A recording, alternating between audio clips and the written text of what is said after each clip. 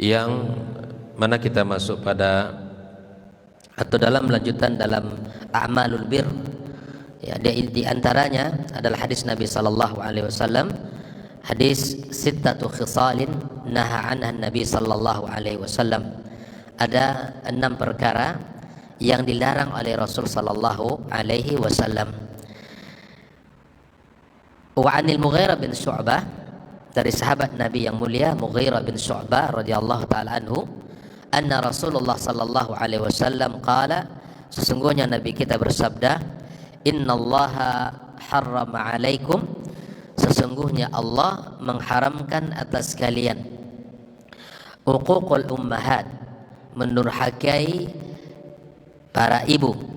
Ya, mendurhakai para ibu karena adalah mufrad, jamaknya ummahat.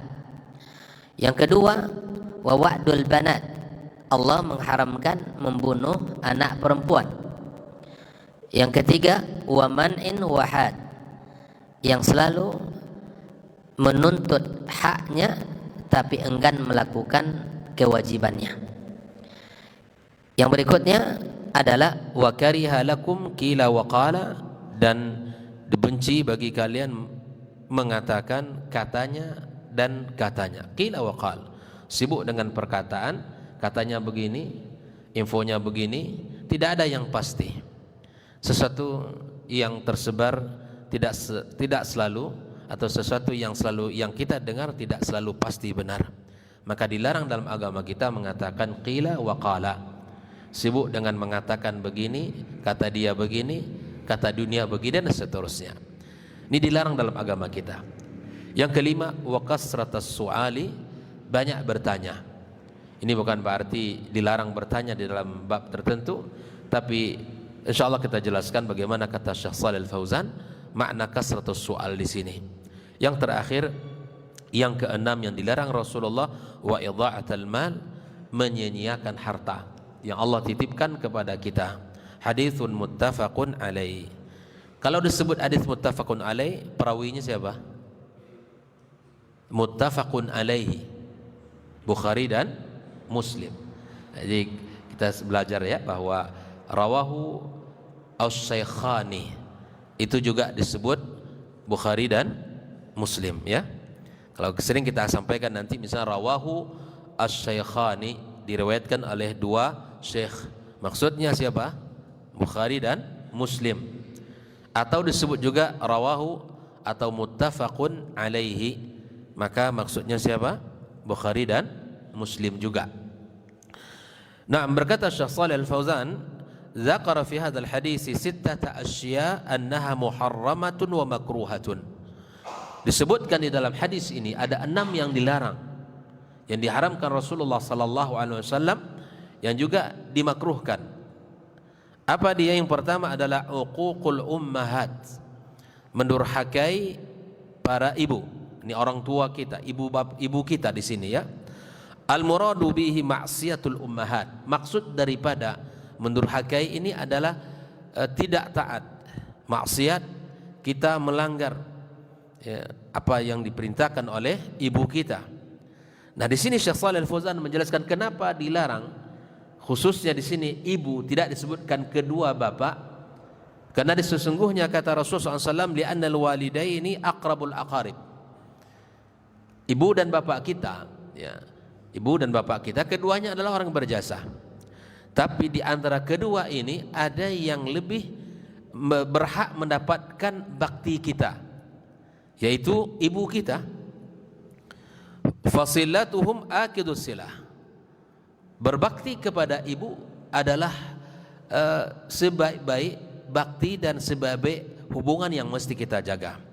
Allah Ta'ala sering menyebutkan di dalam firman-Nya tentang bakti kita kepada orang tua kita secara umum dan taat kita kepada Allah Tabaraka wa Ta'ala. Wa'budullaha wa la tusyriku bihi syai'a wa bil walidaini ihsana.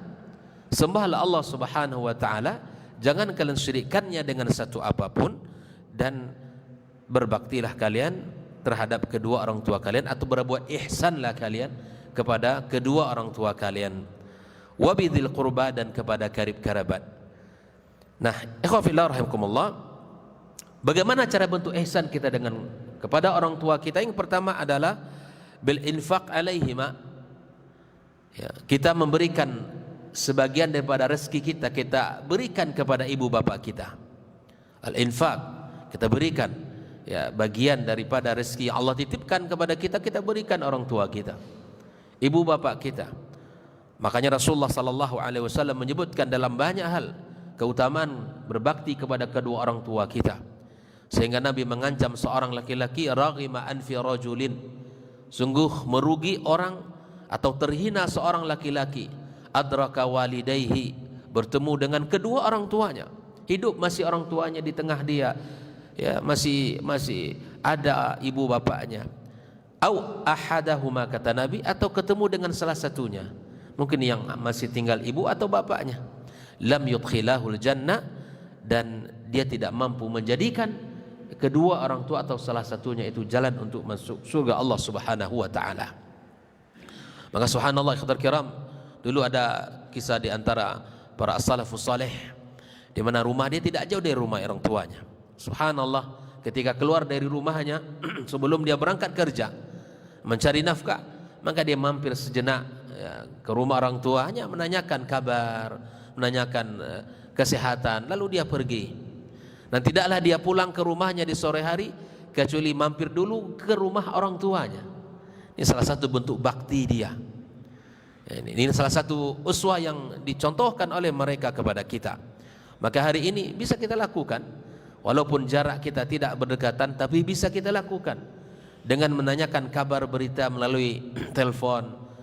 Terkadang orang tua ini, kaum muslimin rahimakumullah, pagi dia sehat, sore sudah panas badannya, lemas.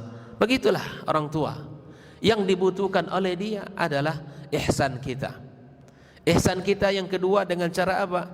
Bukan dengan cara saya memberikan harta saja, tapi birrahmati bihima, dengan berkasih sayang. Salah satunya dengan kita menunjukkan bakti kita dengan kata-kata yang indah. Mungkin di antara ikhwah ada yang baca berita beberapa hari ini viral di Arab Saudi, ada dua kakak beradik sampai ke mahkamah untuk memutuskan siapa yang berhak untuk menjaga orang tua, merawat orang tua. Ini luar biasa ini, ikhwafillah. Sang abang yang sejak lama sudah merawat ibunya, ya kan? Sang abang sudah lama merawat ibunya. Akhirnya sang adik pun sudah mulai tumbuh dewasa besar, dan dia juga meminta hak untuk mendapatkan ya kesempatan mengasuh dan menjaga sang ibunya. Abang tak mau memberikan, karena dia merasa bahwa itu adalah kesempatan untuk meraih surga Allah Subhanahu wa taala. Sehingga sang anak pun, sang adik pun ya meniti jalur mahkamah untuk bisa mendapatkan hak, ya bukan hak harta dari ibunya, bukan hak ya dunia dari keluarga, tapi hak untuk merawat sang ibu yang dia cintai. Sang ibu menganggap dua permata hatinya ini orang baik, susah untuk memutuskannya.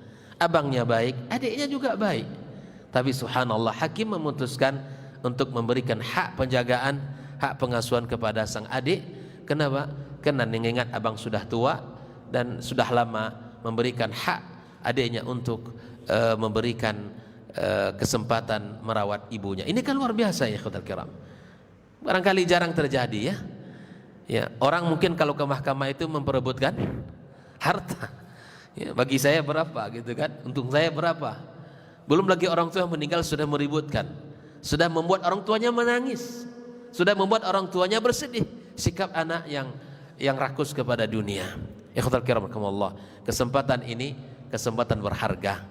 Siapa di antara kita, di antara ikhwah yang punya orang tua atau salah satu di antara keduanya, maka segeralah untuk kita tunjukkan bakti kita kepadanya. Uwais Al-Qarni, semua kita tahu bagaimana bakti seorang anak muda ini. Semua sahabat pengen untuk berjumpa Nabi, menyusul Nabi SAW ke kota Madinah. Semua orang pengen duduk di majelis Nabi, semua orang pengen mendengarkan nasihat Nabi dan mendengarkan wahyu yang diturunkan Allah kepada Nabi SAW. Tapi keinginan sang Uwais tidak mendapatkan restu sang bunda untuk bertemu dengan Nabi alaihissalatu wassalam.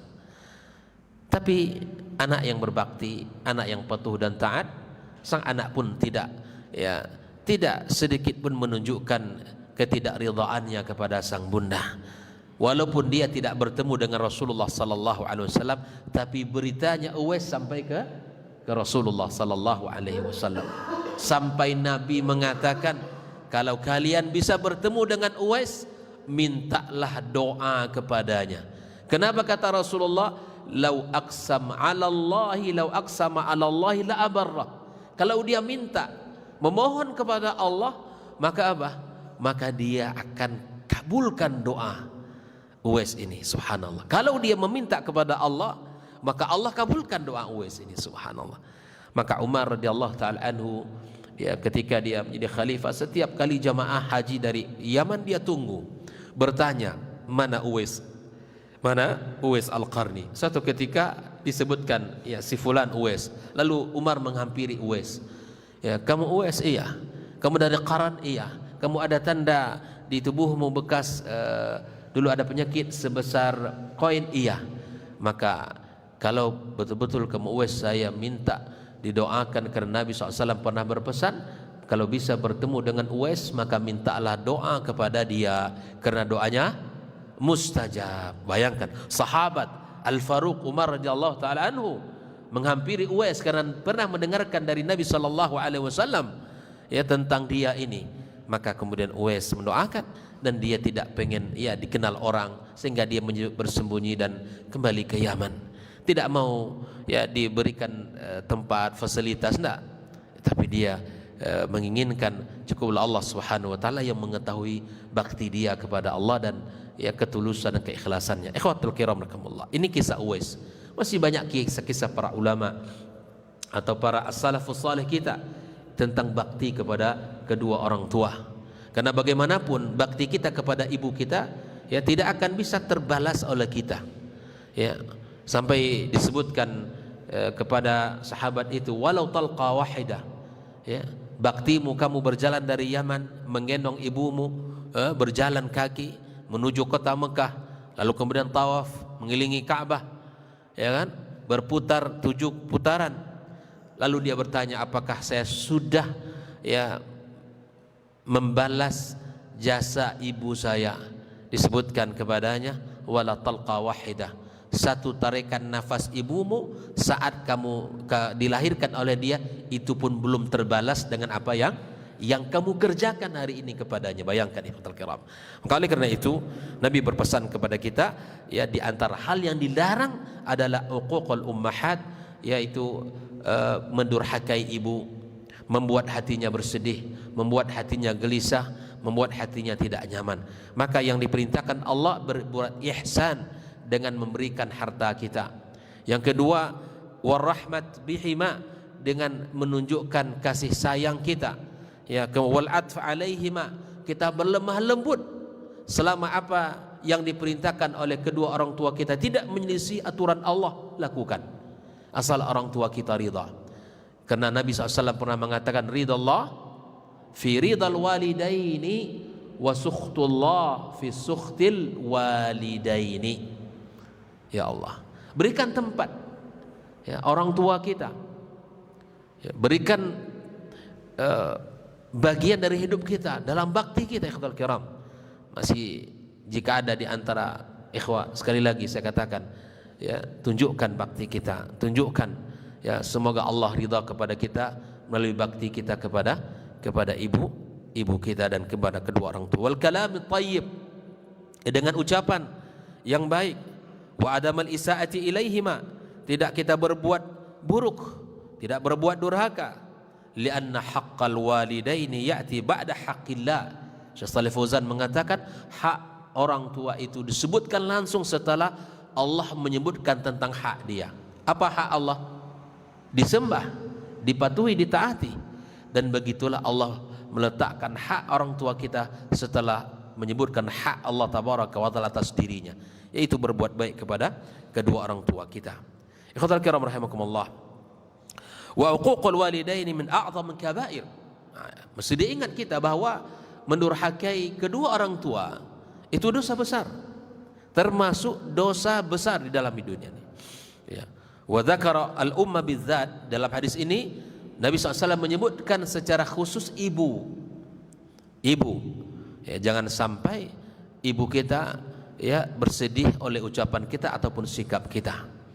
Makanya dalam Islam ini subhanallah yang dibutuhkan adalah ya kalimat, yang dibutuhkan adalah pemberian, yang dibutuhkan adalah kasih sayang, yang dibutuhkan adalah ihsan. Ya, bukan sekedar kita kemudian kata-kata, tapi kita tunjukkan dari sikap yang memang menghargai dan menghormati kedua orang tua kita. Hal ini berdasarkan hadis Nabi kita alaihi salatu wassalam. Bila kita bandingkan siapa hak yang paling besar, ibu atau bapak, maka jawabannya adalah ibu. Berdasarkan hadis Nabi kita alaihi salatu wassalam, ya, ketika Nabi ditanya, ya, lamma su'ila man abarru nas ilaihi, ya Rasul, siapakah orang yang paling harus aku tunjukkan baktiku wahai Rasul? Qala ummuk, yaitu ibumu. Qala thumma man, lalu siapa lagi? Kata dia. Nabi mengatakan qala ummuk. Lalu dia bertanya lagi yang ketiga, qala thumma man, siapa lagi? Qala ummuk, ibumu. Qala thumma man, qala abak. Lalu dia mengatakan, Nabi mengatakan adalah bapakmu. Artinya 3 banding 1. Ikhwafillah rahimakumullah. Kenapa ibu lebih besar haknya? Karena kata Syekh Shalih Al-Fauzan, al-ummu qasat min at-ta'bi wal mashaqqa akthar min al-walid. Karena sang ibu lebih lelah, lebih capek, lebih berat ya daripada sang ayah. Ayah lelah, pasti lelah.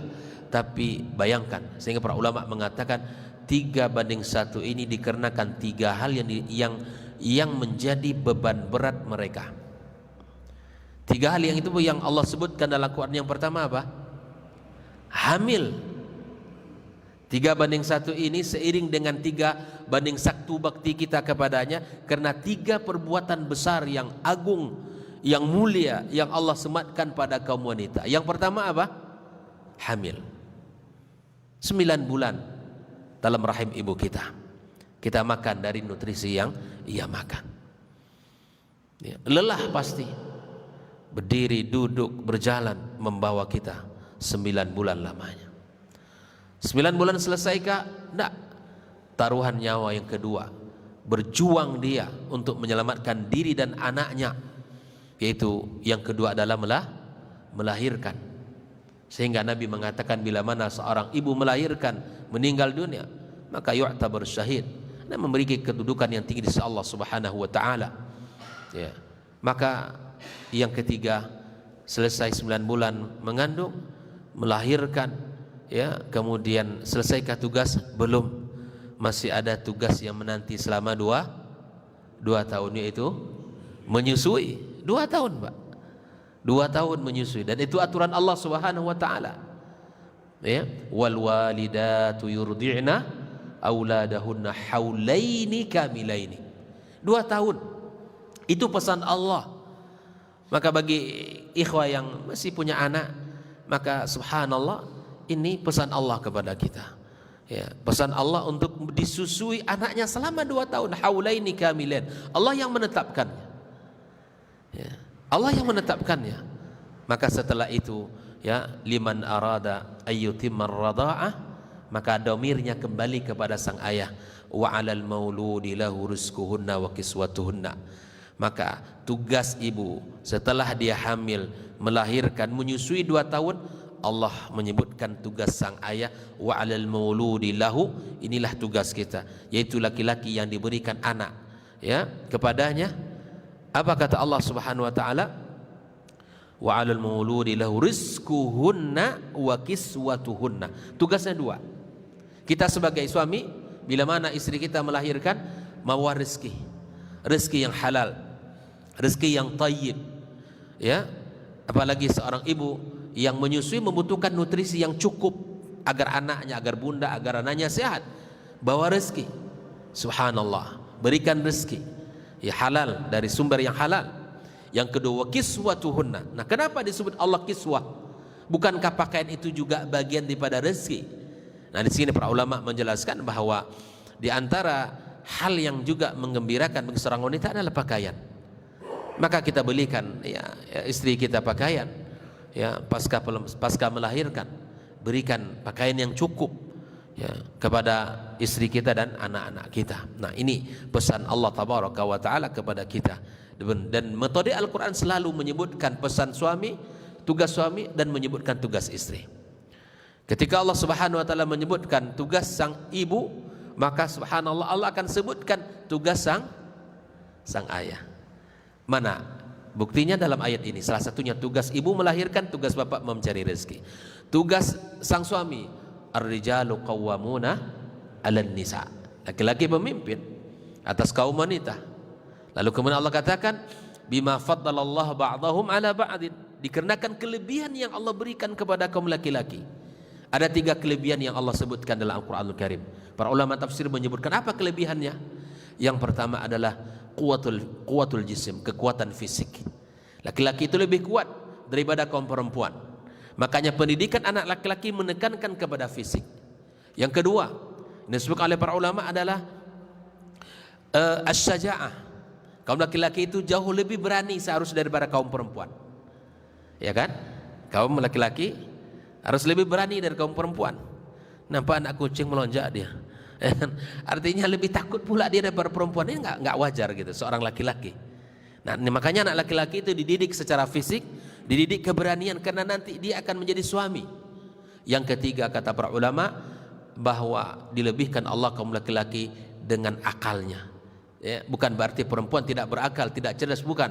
Tapi selalu laki-laki itu menimbang sesuatu dengan menggunakan logika dan akalnya, tapi perempuan selalu memutuskan sesuatu dengan pertimbangan perasaannya.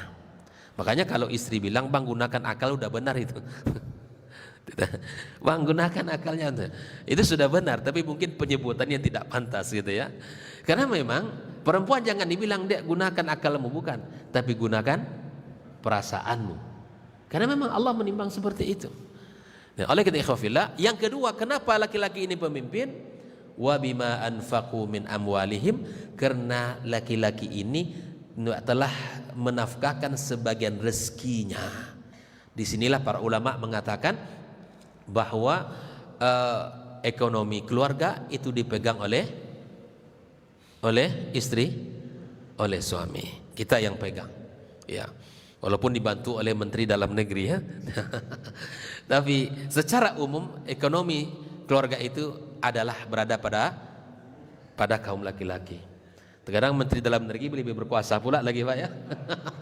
daripada. Nah, oleh karena itu ikhwafillah rahimakumullah, inilah Islam. Makanya tidak wajar ketika seorang laki-laki ketika dia punya rezeki, punya penghasilan, punya gaji, diambil seluruh gajinya dikasih seorang istrinya, dikasih istrinya habis semua. Enggak, dia harus punya. Makanya Nabi SAW ketika seorang sahabat bertanya, "Ya Rasulullah, kalau punya saya 1 dinar, apa yang harus saya lakukan?" Apa kata Rasul kepada sahabat itu? Ini cara mengatur keuangan. Seorang sahabat, "Ya Rasulullah, aku punya 1 dinar, apa yang harus kulakukan?" Kata Rasul, "Anfik ala nafsik." Kamu pakai itu hartamu, kamu pakai rezeki yang kamu dapatkan. Yang kedua, kalau aku punya dinar yang kedua, maka kata Nabi, "Anfik ala ahlik." Kamu nafkahi keluargamu. Makanya orang yang paling berhak menikmati hasil gaji dia pertama siapa? Ya kita yang harus menikmati. Kita punya gaji, punya penghasilan, yang pertama menikmati kita. Mau kita beli apa, mau makan apa, itu urusan kita. Lalu di dalam rezeki kita ada hak keluarga kita.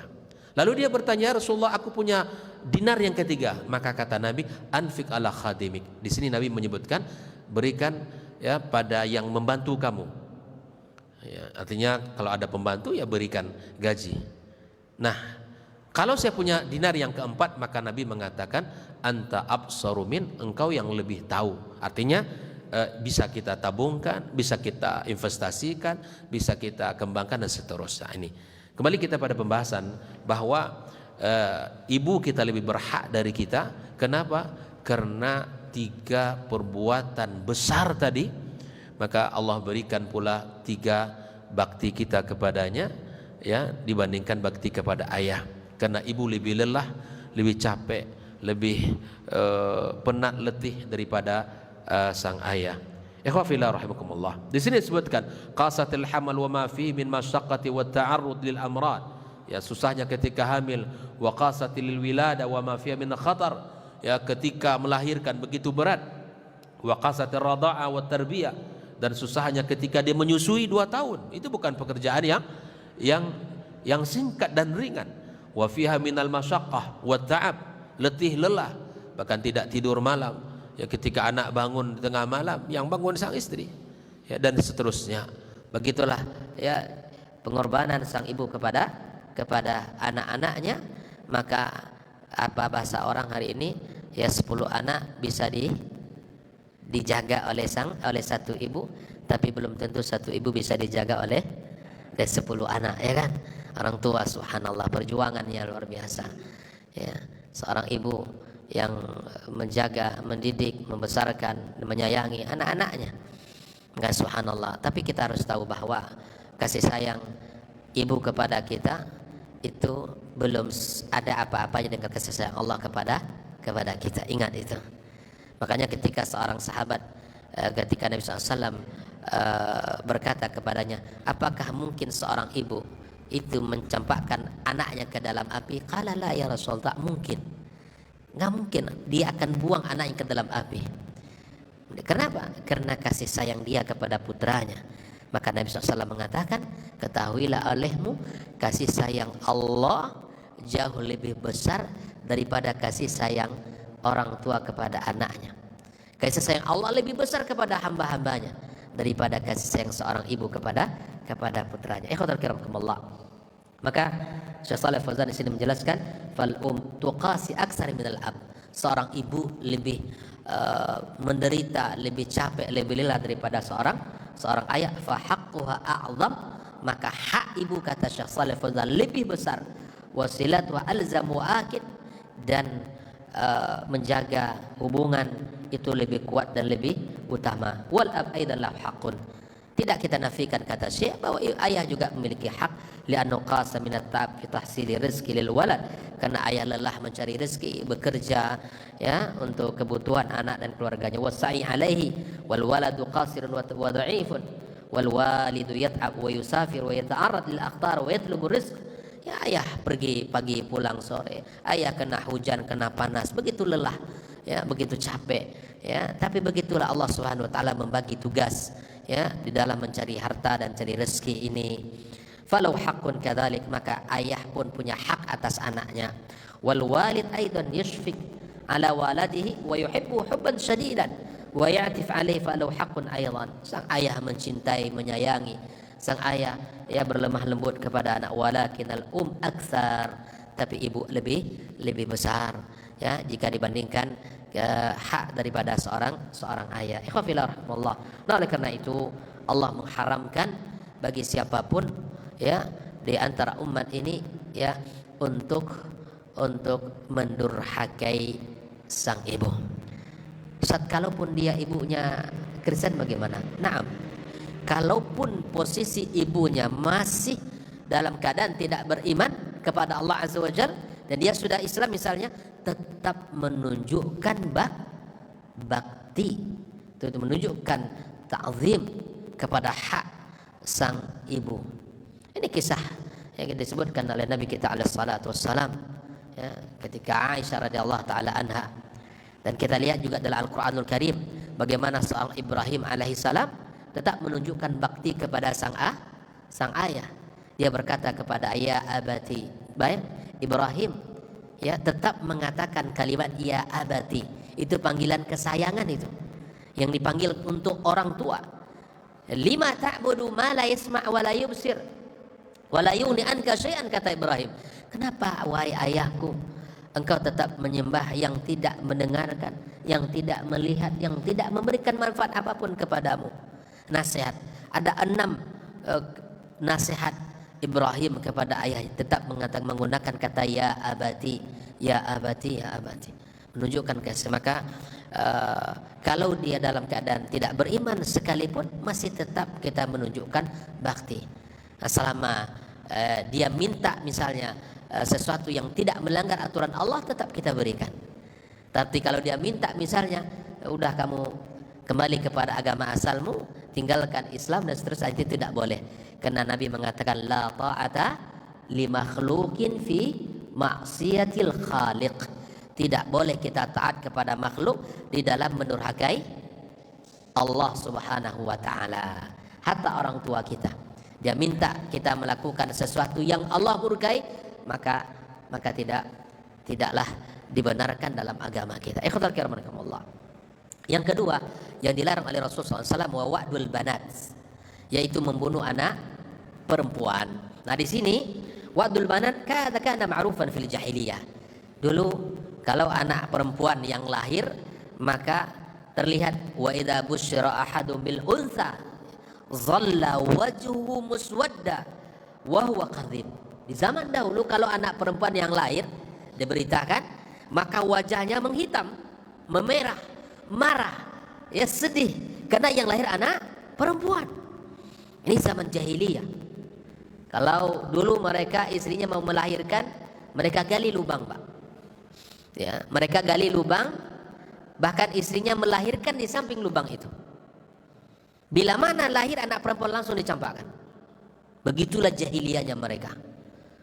Kalau kita istri melahirkan, bawa ke klinik, bawa ke rumah sakit, ya. Kalau dulu zaman jahiliyah enggak, dibawa ke lubang yang sudah dia siapkan.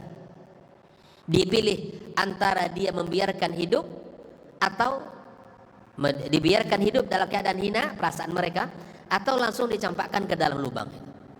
Andaikan perempuan itu dibiarkan sampai dia menjadi anak perempuan yang tumbuh dewasa, ya misalnya, atau usia sebelum usia 10 tahun, maka di hari itu dia mandikan anak perempuannya, diberikan pakaian yang terbaiknya, dihiasi, dikira oleh anak dia ini dihibur bawa kemana, lalu dia dibawa pergi ke sebuah tempat yang disuruh berdiri di depan lubang yang telah ia gali, lalu ditolak anak itu. Begitulah jahiliyahnya mereka.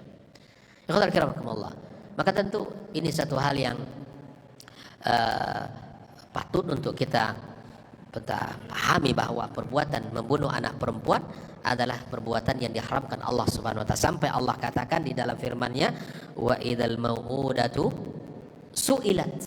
Nanti akan ditanya tuh orang-orang yang membunuh anak perempuannya. Ditanya ada Allah Subhanahu, kenapa dia dibunuh? Apa dosa dia? Kan Allah tanya kepada mereka di hari kiamat kala. Bi ayyi dzambin qutilat. Atas dosa apa kalian membunuh dia? Karena memang di zaman itu ya mereka membunuh anak perempuan karena perempuan lambang kehinaan. Menurut mereka ini lambang kehinaan. Karena mereka di zaman itu hidup seperti di rimba, yang kuat yang menang, yang lemah dia yang kalah. Di zaman itu ya selalu berperang, seperti Aus dan Khazraj. Mereka itu nggak pernah berhenti, Pak, berperang sepanjang tahun, kecuali di bulan-bulan haram mereka tidak berperang. Bila mana lahir laki-laki, bahagianya bukan main, karena akan menambah kekuatan. Tapi bila mana lahir perempuan, makanya subhanallah, perempuan di zaman jahiliyah itu seperti barang dagangan yang bisa ditukar. Di zaman itu mereka menjual anak perempuan mereka, menjual istri mereka, menukar, dibarter. Itu bisa dilakukan di zaman jahiliyah. Bagaimana ya buruknya keadaan, maka Islam datang memberikan hak-hak kepada kaum wanita, dihormati, dimuliakan kaum wanita. Ikhwatal kiram rahimakumullah. Maka fakanu yaqtuluna aulad khasyatal faqr. Bukan hanya itu, orang-orang jahiliyah membunuh anak karena takut fakir, ya, takut fakir mereka bunuh. Maka Allah pun subhanahu wa ta'ala, Allah pun menyebutkan di dalam firman-Nya, ya wa ma min dabbatin fil ardi illa 'ala Allahi rizquha. Tidak ada satupun makhluk yang hidup di muka bumi kecuali telah Allah tanggung rezekinya. Ikhwatal kiram, anak kita hidup membawa rezekinya masing-masing. Jangan terlalu risau, jangan terlalu sulit di dalam berpikir. Allah tak akan biarkan anak itu mati tanpa rezekinya. Semua orang ada rezeki yang telah ditetapkan Allah di dunia ini. Ya, tentu kadarnya sesuai dengan apa yang telah Allah tetapkan bagi masing-masing. Maka anak ini tidak akan mengambil rezeki abangnya, dan adik yang kedua tidak akan mengambil rezeki abang, ya adik ketiga tidak akan mengambil rezeki abang kedua. Masing-masing anak hidup membawa rezekinya.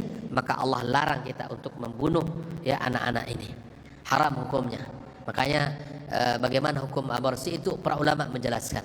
Bila mana dia ya, kalau seandainya itu misalnya janin ya yang ada di rahim itu misalnya tidak bisa diselamatkan dengan rekomendasi misalnya para pakar dokter yang ahli bidangnya, bila mana dibiarkan akan membahayakan salah satu atau keduanya, maka dipilih. Makanya tidak boleh kita membunuh apalagi anak yang sudah ditiupkan ruh oleh Allah Subhanahu wa taala. Bila mana itu dilakukan itu sama kita membunuh satu jiwa, dan itu dilarang dalam agama kita. Falhasil ikhwatul kiram, bahwa agama jahiliyah adalah membunuh anak perempuan, dan itu adalah perbuatan yang dilarang oleh Allah Subhanahu wa taala. Yang ketiga yang diharamkan Allah Subhanahu wa taala, wa man'an wa hads. Ini orang selalu enggan melakukan, man itu enggan melakukan kewajiban tetapi selalu menuntut hak. Nah, ini namanya man'an wa hads, dan ini dilarang dalam agama kita. Haramallahu man al-amwal wa adam al-infaq. Di sini dijelaskan oleh Syekh bahwa harta ini tidak diinfakkan di jalan Allah Subhanahu wa taala. Fahum yajma'una wa yamna'un. Mereka kumpulkan. Dia merasa bahwa harta itu ya akan bermanfaat baginya. Ya, sudah banyak hartanya di rumahnya, tapi masih saja ya merasa tidak cukup, merasa tidak punya di sisi Allah Subhanahu wa taala. Ya, wallahu jalla wa ala amra bil infaqil wajib.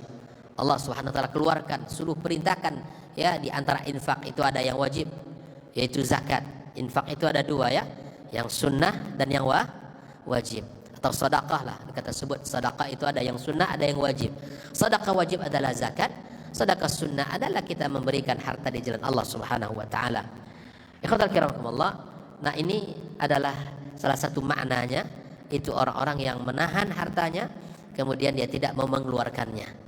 Ya, atau sebagian ulama mengatakan bahwa dia enggan melakukan kewajiban dia, ya, tidak mau berbuat, lalu kemudian pengen dia mendapatkan hak lebih, ya, mendapatkan pemberian yang lebih. Ini juga dilarang dalam agama kita. Ikhwatal kiram, ini sesuatu yang tidak wajar dilakukan oleh seorang mukmin. Bila mana kita sebagai seorang pegawai, sebagai seorang bekerja di sebuah perusahaan, ya tentu kita menjalankan tugas kita sesuai dengan SOP yang berlaku, lalu kita mendapatkan hak kita sebagai karyawan, sebagai orang yang bekerja sesuai dengan ketentuan yang berlaku pula.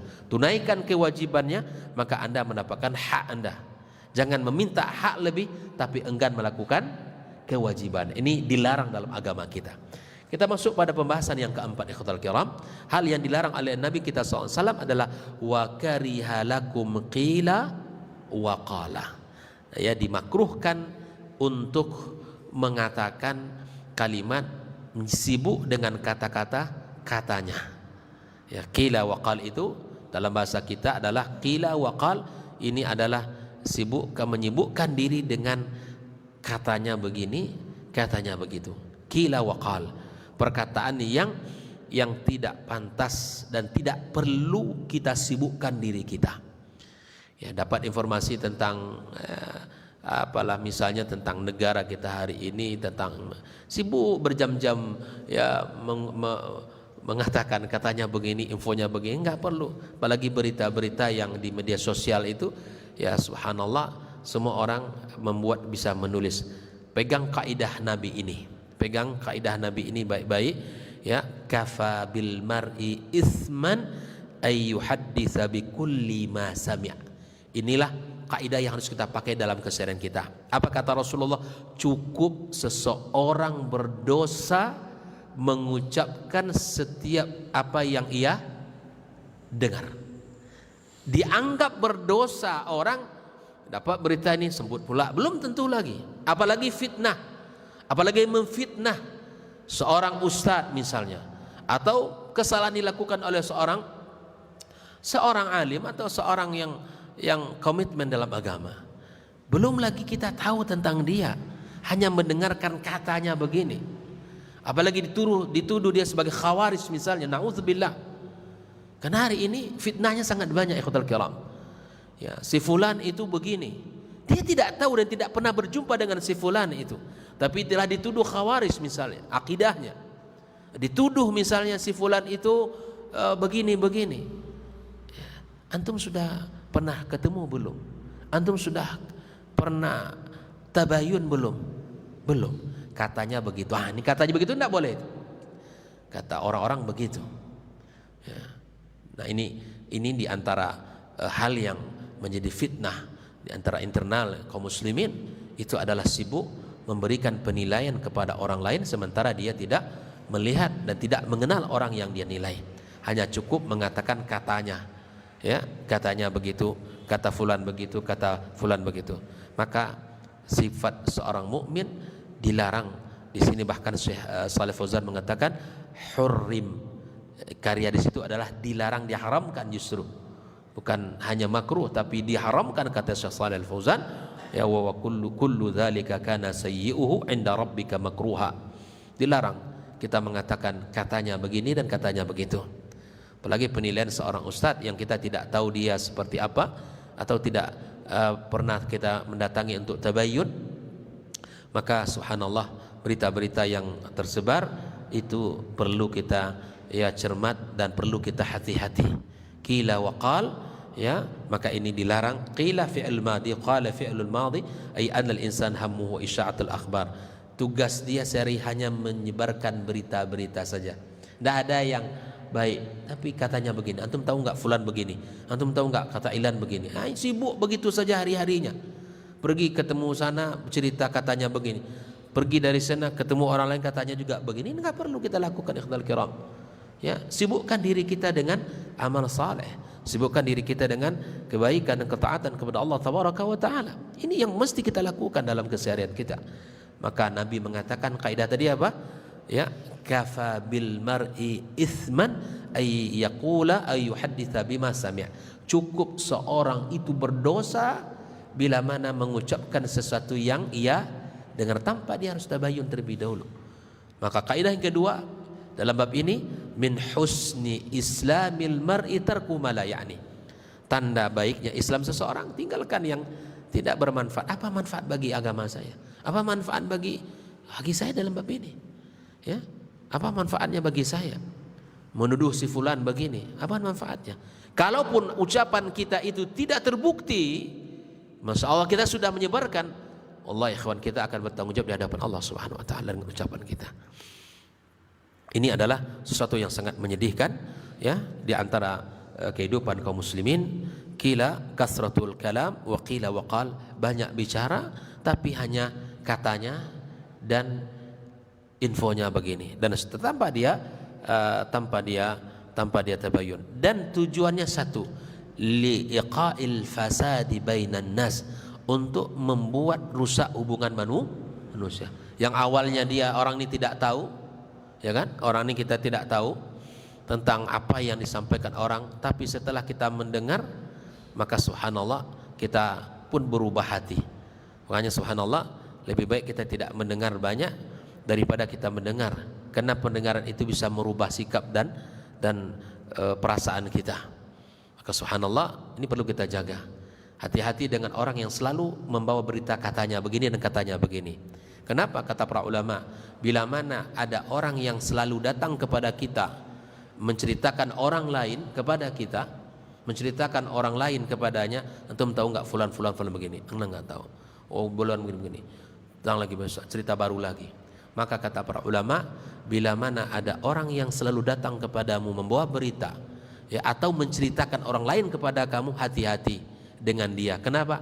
Karena kamu akan menjadi korban berikutnya. Orang suka menceritakan orang lain kepada kita, maka kita akan menjadi korban berikutnya. Hati-hati.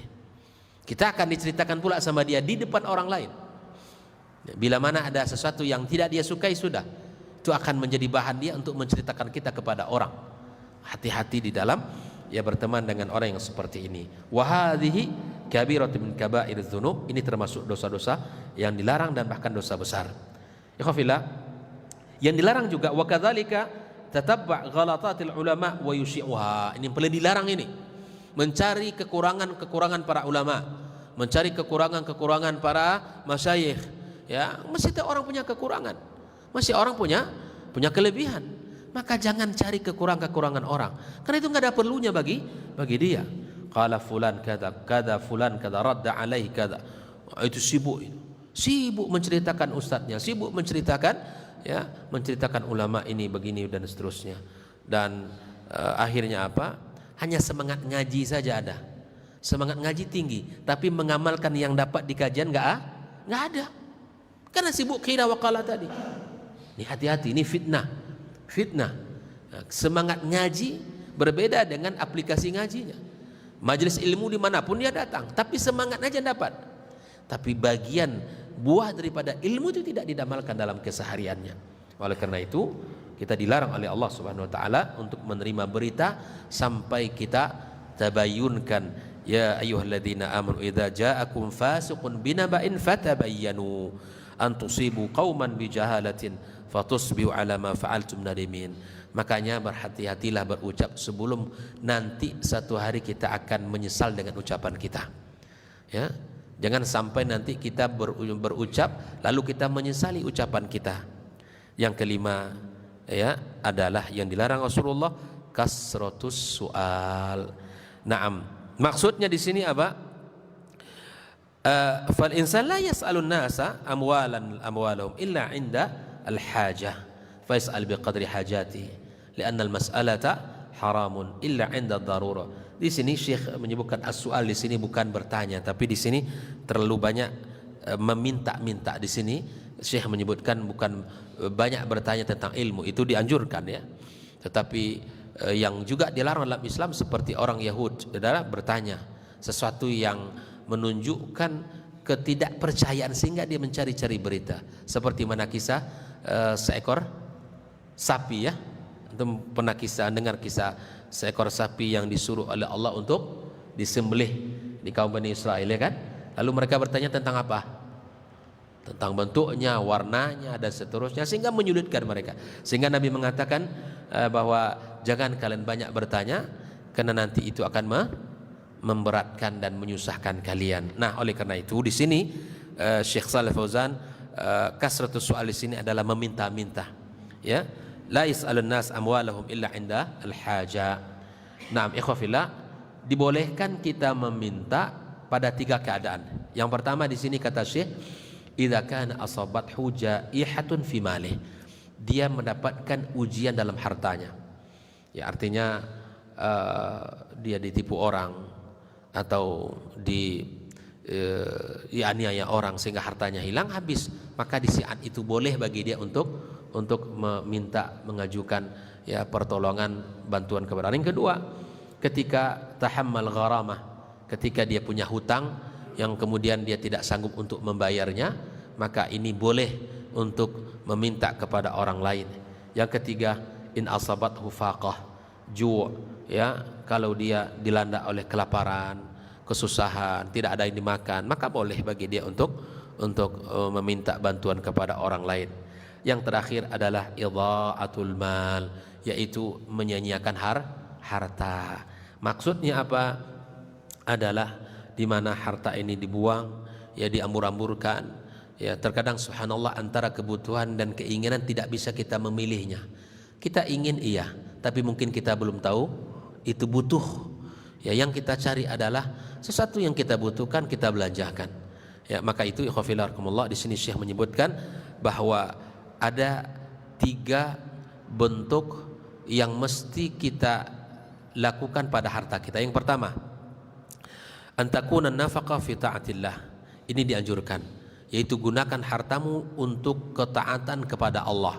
Seperti kita punya harta, kita bawa daftar berangkat haji, harta kita pergi umroh, harta di saat Idul Adha kita kurban. Itu adalah marghubun fiha. Ini dianjurkan, menggunakan harta di di dalam ketaatan kepada Allah Azza wa Jalla, membantu fuqara dan masakin, membantu anak-anak yatim, membantu orang tua dan orang-orang susah. Yang kedua, al-infaqul mal fima tahtaju haidza laysa fi laumun, ya, apa yang ia butuhkan dia punya beli. Kita butuh kendaraan ini untuk bisa kita beraktivitas bekerja, boleh, itu beli, bukan sesuatu yang dilarang. Kita butuh baju, beli, ya kan, beli. Ya, kita butuh apa lagi? Kebutuhan-kebutuhan kita yang bisa membantu kita di dalam keseharian, baik itu dalam bekerja atau di dalam beribadah, beli. Karena itu bukan sesuatu yang dilarang dalam agama kita. Yang pertama apa? Dalam ketaatan kepada Allah Azza wa Jalla. Yang kedua di dalam hajat keseharian kita, kebutuhan kita. Yang ketiga adalah ayunfiqu fi maksiatillah. Ini yang dilarang, menggunakan harta di dalam kemaksiatan kepada Allah.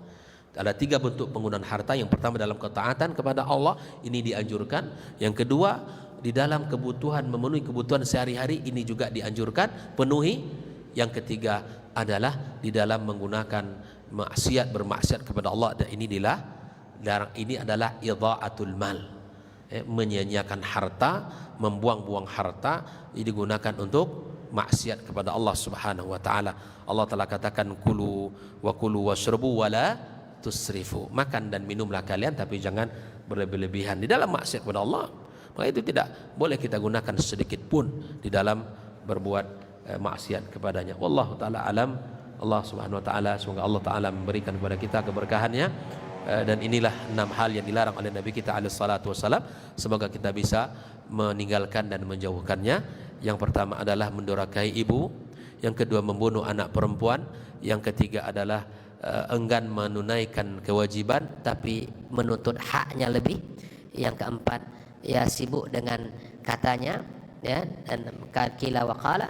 Yang kemudian yang kelima adalah kasratus soal, meminta-minta, banyak meminta-minta kepada orang.